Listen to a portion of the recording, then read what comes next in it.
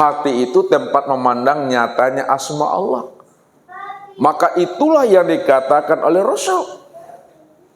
Al-qalbu kamislil mir'ah man nazara fihi tajalla rabbahu. Hatinya Bapak Ibu itu taubahnya seperti cermin. Kalaulah hati Bapak Ibu itu taubahnya seperti cermin, siapa yang mampu memandang dan menilik dengan hatinya, maka yang terpandang adalah Allah semata-mata. Bagaimana cara hati memandang dan menilik? Hanya Allah yang wujud semata-mata. Caranya Bapak Ibu, hati yang telah bersih seperti cermin, itu maknanya hapuskan atau lenyapkan alam dan diri dalam pandangan hati, maka ketika itu nyata dan wujudlah Allah yang ada semata-mata pada alam dan sempurna pada diri. Itulah yang dikatakan Zohirun Rabbi fi batni abdi. Nyatanya Tuhan itu dalam pandangan hati. Kalau hati ini telah mampu menghapus segala yang wujud, hati ini telah mampu segala yang ada, hati ini telah mampu menghapus sekalian alam. Ketika itulah hatinya Bapak Ibu mampu memandang Allah yang wujud dan nyata pada segala sesuatu, yang wujud dan nyata pada sekalian alam, dan wujud dan nyata sempurna pada diri itu. Itulah maknanya Allah katakan, walillahil masyriq wal maghrib fa aina ma tuwallu fasamma wajhullah. Barat dan timur ini aku yang punya, kata Allah. Kemanapun kamu hadapkan wajahmu, ke barat, ke timur, utara dan selatan, atas, bawah, kiri, kanan, luar dan dalam, maka yang terpandang hanya aku. Kenapa yang terpandang aku? Karena akulah bikulli syai'in muhit. Aku sudah meliputi akan segala sesuatu. Karena segala sesuatu itu, itulah nyatanya akan diriku. Kalaulah segala sesuatu itu nyatanya diriku, maka segala sesuatu itu aku tuh yang sebenarnya. Karena akulah yang awal, aku yang akhir, aku yang zahir dan aku yang batin. Tidak ada diri yang lain selain daripada diriku. Hanya aku satu-satunya. Itulah letaknya ahad, itu makna yang sebenarnya itu. Ahad.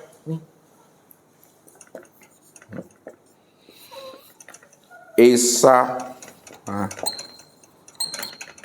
tunggal. Jadi makna Esa dan makna tunggal ini hanya Dia satu-satunya. Itu maksudnya Bapak Ibu. Hanya Dia satu-satunya. Tidak ada yang lain selain pada dirinya. Kalau ada yang terpandang yang lain selain dirinya, maka tanggapi dengan hati bahwa segala sesuatu yang lain selain dirinya itu juga nyatanya akan dirinya.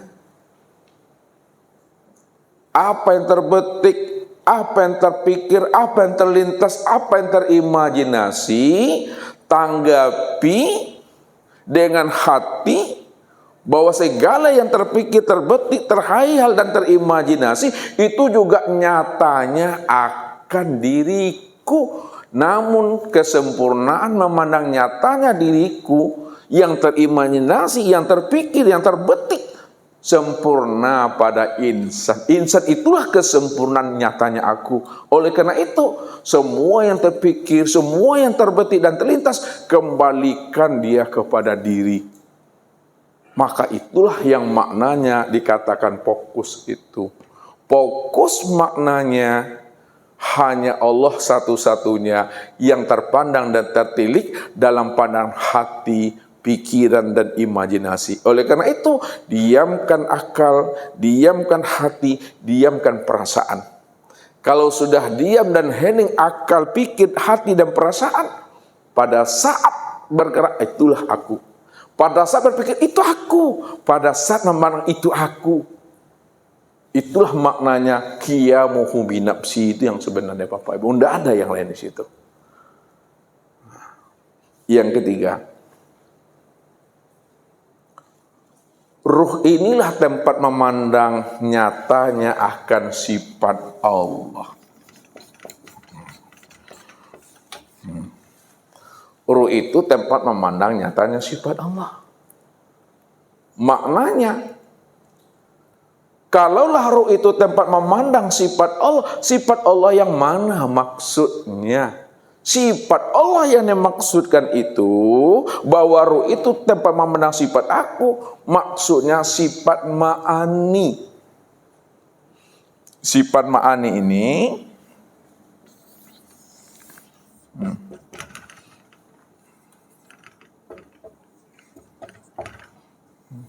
ada 7. Sifat ma'ani itu ada 7.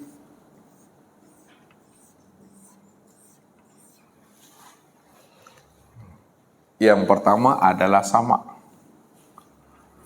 Yang kedua adalah basar. Yang ketiga adalah kalam. Yang keempat adalah ilmu. Yang kelima adalah kudrat. Yang keenam adalah iradat. Yang ketujuh adalah hayat. Rupanya Bapak Ibu, ruh itu dia bisa hidup itu karena hayatnya aku tuh. Ruh itu dia bisa mendengar karena samanya aku. Ruh itu bisa melihat karena basornya aku. Ruh itu bisa berkata karena kalamnya aku. Ruh itu bisa mengetahui karena ilmunya aku. Ruh itu bisa berkuasa dan berkehendak karena kudrat dan iradatnya aku. Disitulah dikatakan, kalaulah ruh itu sifatku, wa sifati la ghairi. Sifatku itu tiada lain adalah diriku itu. Maka orang yang telah mampu memandang akan hakikat sejati dirinya, itu tiada lain adalah ruh. Ruh itu tidak lain adalah sifat Allah. Sifat Allah itu tiada lain adalah aku. Itu yang zat itu Bapak Ibu. Kalau kita sudah paham bahwa diri kita itu tempat memandang nyatanya zat Allah, sifat Allah, asma Allah dan af'al Allah, disebutlah namanya wujudullah. Itu dia baru disebut namanya wujudullah nih. Wujudnya Allah. Kalaulah diri kita ini disebut wujudnya Allah, nyatanya Allah, tiada lain Allah, maka diperhaluslah bahasanya. Diri kita ini yang disebut namanya rahasia Allah. Kenapa diri Bapak Ibu dikatakan sirullah, rahasia Allah? Karena diri Bapak Ibu itu tempat nyatanya akan zat, sifat, asma, dan af'alnya Allah itu. Ketika Bapak Ibu sudah bisa memahami bahwa diri kita itu adalah tempat memandang nyatanya zat, sifat, asma, dan af'al Allah yang disebut wujudullah, maka sempurnalah pengenalan diri Bapak Ibu itu kepada Allah. Memang benarlah sebenar-benarnya qul huwallahu ahad itu. Benarlah dia cuma yang ahad, dia cuma satu-satunya. Kalau dia cuma yang ahad, dia cuma satu-satunya. Ketika Bapak Ibu itu sholat, karena Allah cuma yang ada, Allah cuma yang wujud, Bapak Ibu mendirikan sholat, itu bahasa syariatnya, bahasa ustadz, siapa yang menyembah dan siapa pula yang disembah. Kan Allah cuma yang ada nih. Nah, kalau Allah cuma yang ada nih, muncul pertanyaannya, siapa yang menyembah? 2, siapa yang disembah? Cara menjawabnya secara kias Cara menjawabnya secara perumpamaan, cara menjawabnya dengan bahasa metafor. Yang menyembah itulah yang disembah. Yang disembah itulah sebenarnya yang menyembah. Makna hakikat yang menyembah itu adalah yang disembah itulah sebenarnya menyembah. Makna hakikat yang sebenar-benarnya kalau kita utarakan dengan bahasa syariat, Allah lah yang menyembah dan memuji akan dirinya sendiri. Wa ani'buduni hadza siratal mustaqim. Akulah yang menyembah dan memuji diriku sendiri. Inilah jalan yang lurus itu. Kenapa? Karena tidak ada diri yang lain di situ. Kalau tidak ada diri yang lain di situ, hanya dirinya semata-mata, maka disitulah penjelasannya Allah katakan, Kif ya Muhammad ana rabbaka usolli. Berhentilah engkau hai Muhammad yang mengatakan engkau yang berdiri, yang ruku, tidak sujud dan duduk di waktu sholat. Ana rabbaka usolli. Akulah Rabbmu yang berdiri, ruku, tidak sujud dan duduk. Akulah yang sholat itu. Kalau dia cuma yang sujud, dia cuma yang berdiri, ruku, tidak. Lalu siapa Muhammad itu? Muhammad itu zohirnya aku batinmu. Maknanya, zohirnya aku, nyatanya aku. Pandang dan lihatlah kepada Muhammad itu. Akan tetapi batinnya Muhammad nyata pula pada aku. Sebenarnya aku yang bernama Allah. Wujud diriku yang bernama Muhammad. Muhammad itulah rupa diriku. Muhammad itulah diriku itu. Yang sudah berbentuk insan. Maka insan itulah nama rahasia diriku. Yang orang mencari selama ini Bapak Ibu. Padahal nama rahasia diri Tuhan yang dicari selamanya nyata pada dirinya. Namun karena dia buta, tak mampu dia mengenal dan memahami siapa insan itu yang sebenar-benarnya. Disitulah dikatakan al-insanu sirri. Insan itu adalah nama rahasia aku. Wa nasiru. Aku insan itu yang sebenarnya. Nah, ini memahaminya. Jadi kalau disempurnakan bahasanya dengan bahasa hakikat dan ma'rifat, nah, lihat siapa yang menyembah.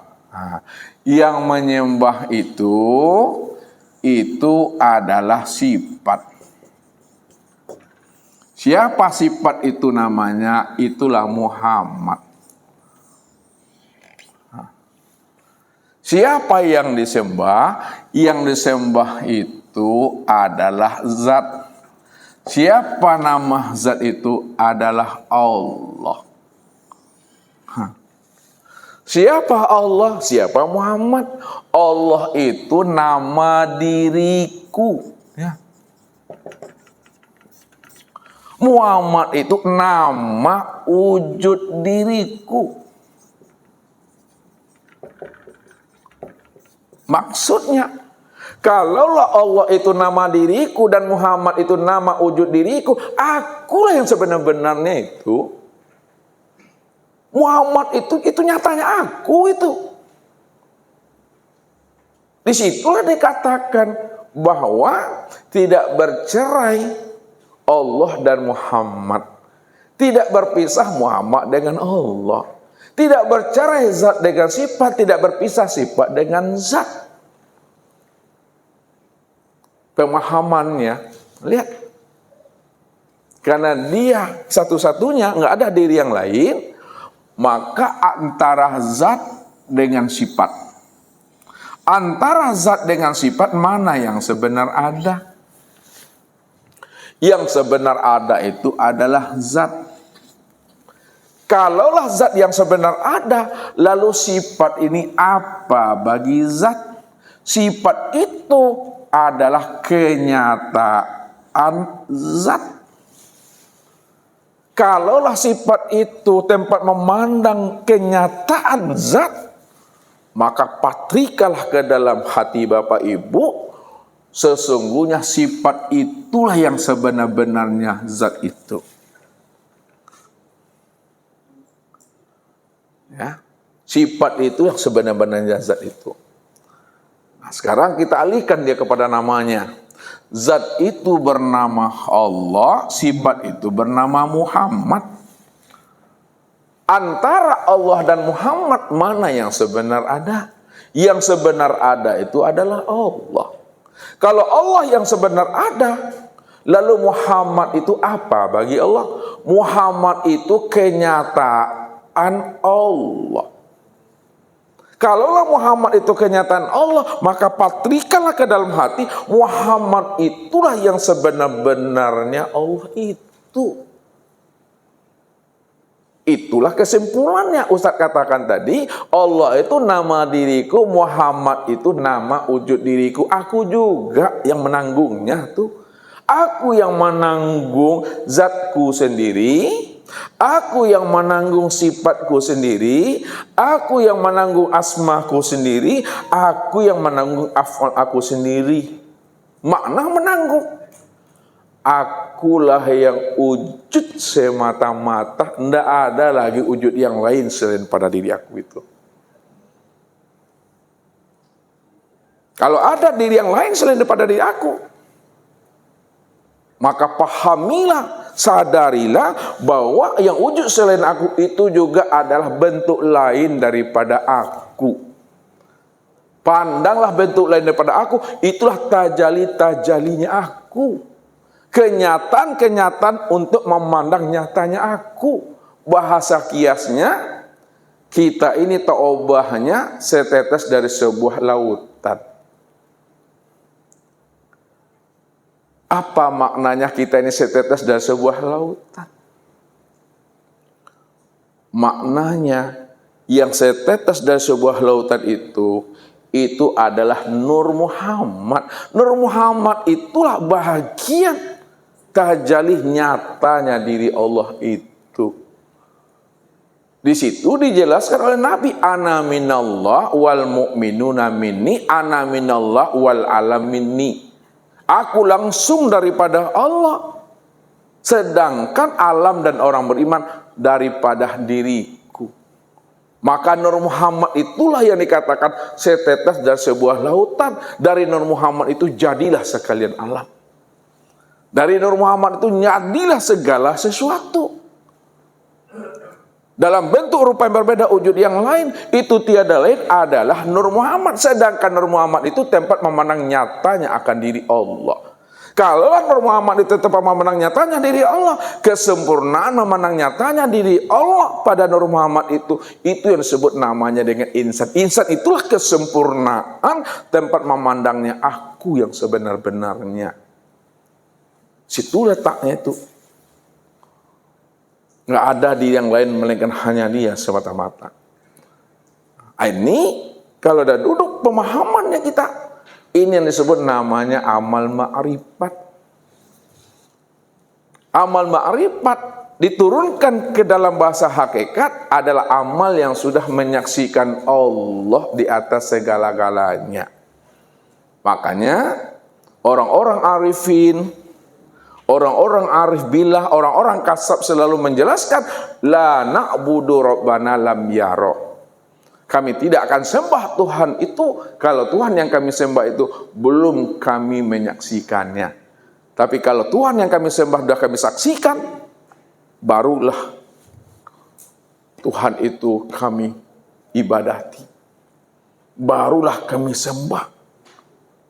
Tapi kalau belum disaksikan, kami tidak akan menyembahnya. Rupanya Tuhan yang disembah oleh Bapak Ibu, Tuhan yang kita sembah itu bukan Tuhan yang gaib. Bukan Tuhan yang batin. Tuhan yang kita sembah itu adalah Tuhan yang benar-benar wujud, yang benar-benar nyata, yang benar-benar terang, yang benar-benar zohir. Bukan Tuhan yang tidak jelas. Kalau kita sudah paham, Tuhan yang kita sembah itu yang benar-benar wujud, terang, zahir dan nyata. Disitulah kita sadar dan mengerti diri kita inilah yang batin, diri kita inilah yang gaib, diri kita ini nggak pernah ada, yang wujud dan yang nyata hanya Allah itu. Ya, jadi jangan dipandang Allah itu gaib, jangan dipandang Allah itu batin. Kalau ada orang masih memandang Allah itu gaib dan batin, karena dia belum mengenal. Kenapa? Dalam pandangan hati dan akalnya Allah itu gaib dan batin, padahal yang gaib dan batin itu adalah dirinya. Cuma mereka tidak memahaminya. Tapi kalau mereka sudah memahami akan rasa dirinya tidak ada, disitulah dia sadar yang batin, yang gaib adalah aku, yang zahir dan yang nyata adalah Allah. Maka disitulah rahasianya, hanya Allah berdiri dengan sendirinya, hanya Dia satu-satunya, tidak ada diri yang lain melainkan hanya Dia. Ini yang kita itikadkan dalam satu kelima, fa'lam annahu la ilaha illallah.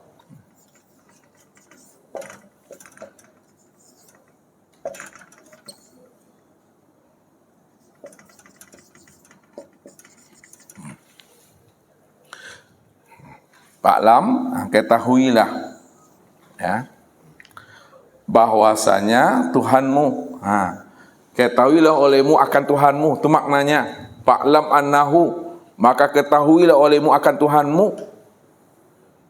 Bagaimana cara mengetahui akan Tuhan? Dengan kuliman la ilaha illallah. Mengetahui Tuhan itu dengan kuliman la ilaha illallah. Bagaimana cara Bapak Ibu mengetahui Allah itu dengan kuliman la ilaha illallah? Kuliman la ilaha illallah itu ada yang nafinya, ada yang isbatnya. La ilaha ini disebut namanya dengan nafi. Nafi itu mentiadakan. Sedangkan kulimah illallah ini disebut namanya isbat, tetap menyatakan yang tetap itu hanya Allah. Kalaulah mengetahui Allah yang kita imani itu dengan kulimah la ilaha illallah, ada yang nafi, ada yang isbat. Yang nafi adalah la ilaha illallah, itu adalah isbat. Pertanyaannya, mana yang kita nafikan dan mana yang kita isbatkan pada diri? Yang kita nafikan pada diri itu adalah tubuh dan nyawa, atau tubuh yang kasar dan tubuh yang halus. Itu yang dinafikan. Tidak ada tubuh yang kasar, tidak ada pula tubuh yang halus pada diri ini. Kalau sudah kita nafikan itu, lalu isbatkan. Mana yang diisbatkan pada diri? Illallah. Yang kita isbatkan pada diri, itulah yang dikatakan rahasia dan zat itu. Nih, yang kita isbatkan itu adalah rahasia dan zat. Melainkan yang sebenar-benar wujud dan yang nyata pada diri yang kasar dan diri yang halus, itu tiada lain adalah Allah semata-mata. Kalau diperdalam maknanya, yang kita isbatkan itu tidak ada yang wujud pada kulit, pada daging, pada urat, pada tulang, pada hati, pada limpa, jantung, ruh, dan sir. Melainkan yang sebenar-benar wujud pada kulit, daging, urat, tulang, limpa, hati, jantung, rabuh, ruh, dan sir. Hanya Allah semata-mata. Hanya Allah semata-mata. Rupa insan. Itu memandangnya. Makanya ketika Bapak Ibu sebelum takbiratul ihram sudah menyaksikan Allah yang nyata dan wujud sempurna pada diri kita ini. Ini yang disebut namanya di dalam sholat, namanya adalah maqam mi'raj. Maqam mi'raj. Mi'raj itu maknanya naik.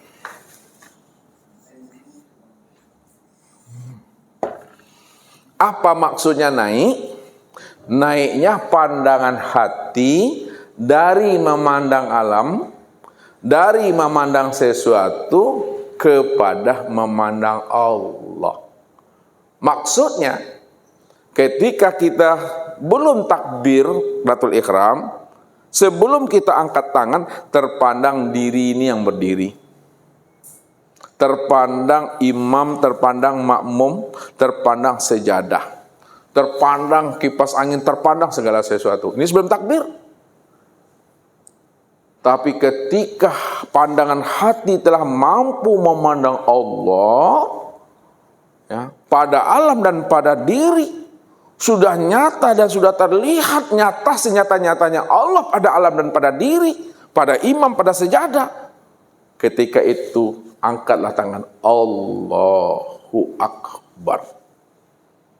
Disitulah maknanya menyembah Allah itu mesti sampai pada puncak ru'yatullah, menyaksikan Allah.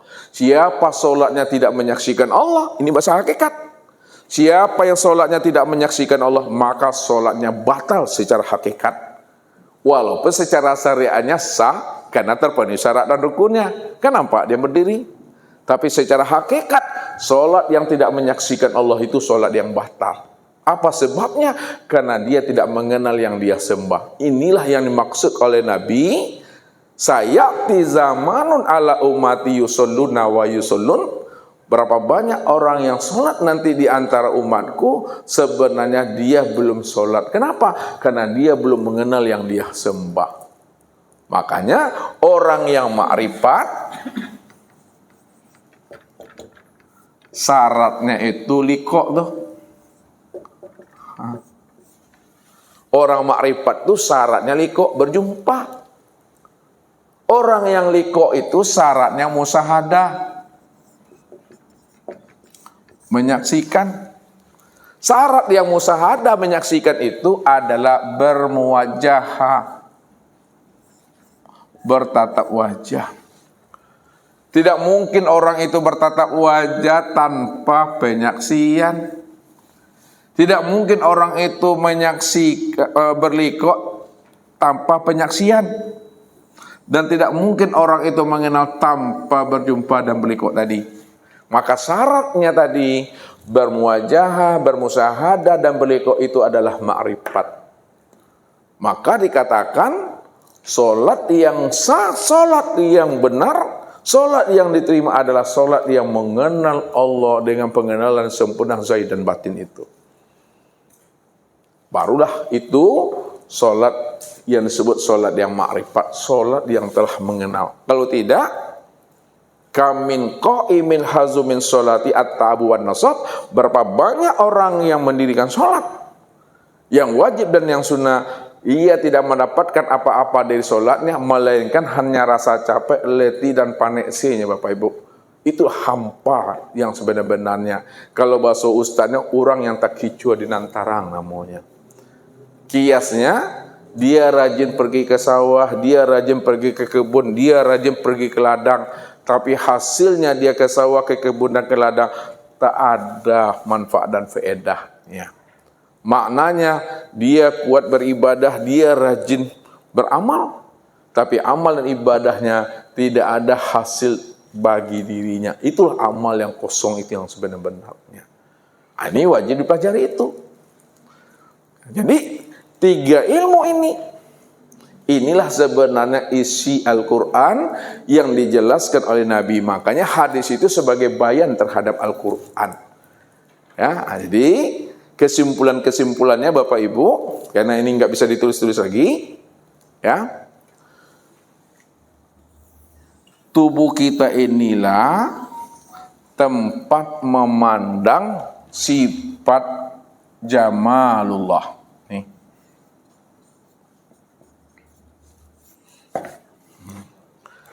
Tubuh Bapak Ibu itu tempat memandang sifat jamalullah. Kalaulah tubuh kita tempat memandang sifat jamalullah, maka bungkuslah tubuh ini dengan ilmu syariat fikih.